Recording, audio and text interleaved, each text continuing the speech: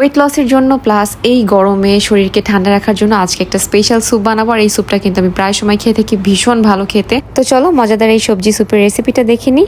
তো এই স্যুপটা বানাতে লাগবে ধুন্দল নিয়ে, এগুলোকে হচ্ছে দুই সাইড খুব ভালো করে কেটে টেস্ট করে নিতে হবে অবশ্যই যে এটা তিতা কিনা। তারপরে সবগুলো আমি খুব ভালো করে ছিলে নিলাম। তো ছেলা হয়ে গেলে তারপরে একটু বড় বড় সাইজ করে, তোমরা চাইলে ছোটো করেও কেটে নিতে পারো। কেটে আমি অল্প পরিমাণ পানি দিয়ে এটাকে সেদ্ধ করতে দিয়ে দিলাম। তো পানিটা অতিরিক্ত দেব না। এদিকে দিয়ে দিলাম 2টো ডিম সেদ্ধ করতে। এদিকে ধুন্দুলের মধ্যে আমি কয়েক টুকরো রসুন আর ঝালের জন্য একটা কাঁচামরিচ দিয়ে দিলাম।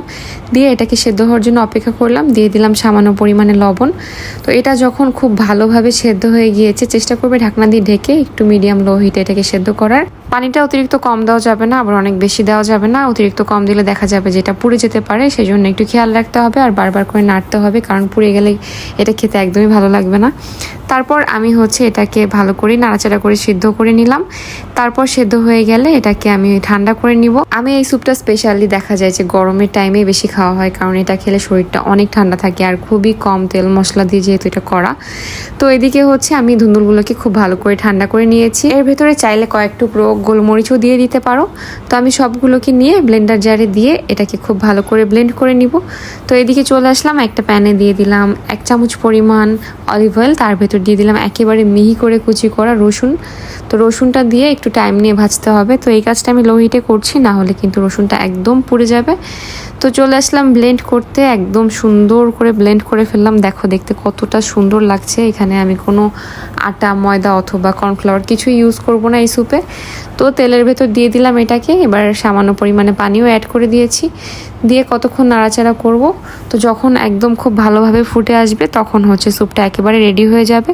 এর ভিতরে কিন্তু আমি খুবই কম জিনিসপত্র ইউজ করলাম, মানে বিশেষ করে মশলা তেল সব কিছু একেবারে কম। তো দিয়ে দিলাম ভেতরে লবণ। রেডি হয়ে গেল একেবারে খুবই মজাদার একটা গরমের জন্য ওয়েট লস ফ্রেন্ডলি একটা মজাদার সবজির স্যুপ। যারা এই সবজিটা পছন্দ করো তারা কিন্তু এভাবে করে বানিয়ে খেয়ে দেখতে পারো, ভীষণ ভালো লাগবে। তো আমার খুবই পছন্দ যেহেতু এই সবজিটা, সেই জন্য আমি এটা দিয়ে কিন্তু প্রায় সময় এভাবে করে স্যুপ বানিয়ে খেয়ে থাকি। আর প্রোটিনের চাহিদা পূরণ করার জন্য আমি সাথে নিয়ে নিলাম 2টো ডিম। তোমরা চাইলে এর সাথে চিকেন নিয়ে নিতে পারো অথবা ফিশ আলাদা করে গ্রিল করে নিতে পারো। তো এটা ছিল আমার আজকের দুপুরের খাবার, খুবই সিম্পল। যেহেতু আজকে দুপুরে একটু মনে হচ্ছিল যে বেশি গরম পড়েছে, একটু সিম্পল কিছু খাই। এই সবজিটা ডায়েটের জন্য ভালো, কারণ এটাতে লো ক্যালোরি আছে যা আমাদের ওজন কমাতে সাহায্য করে, প্লাস ফাইবার আছে, পেট ভরা রাখে, ওয়াটার কন্টেন্ট বেশি, শরীরকে হাইড্রেট রাখে, গ্যাস অথবা ব্লোটিং কমাতে সাহায্য করে। এই খাবারটা চাইলে তোমরা রাতেও ডায়েটে রাখতে পারো। রেসিপিটা কেমন লাগলো অবশ্যই জানিও, আর এরকম সব রেসিপি পেতে অবশ্যই ফলো দিয়ে রেখো। সবাই অনেক অনেক ভালো থেকো, টাটা।